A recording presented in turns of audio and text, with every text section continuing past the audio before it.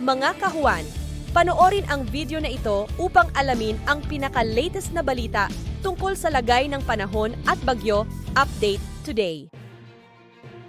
Weather update po muna tayo ngayong araw ng Tuesday, February 27, 2024. Sa latest na satellite image po natin, may namamataan po tayong mga kaulapan dito sa southern portion ng Mindanao. So asahan po natin ngayong araw mataas na posibilidad na makakaranas po tayo ng mga kalat-kalat, mga pagulan, pagkidlat at pagkulog sa areas ng Davao Region, pati na rin sa ilang bahagi ng Soc-Sargen. Sa nalalabing bahagi naman po ng ating bansa, patuloy pa rin ang pag-iral ng northeast monsoon o hanging amihan sa malaking bahagi ng Luzon. So asahan pa rin po natin magpapatuloy yung generally fair weather conditions sa malaking bahagi ng Luzon area.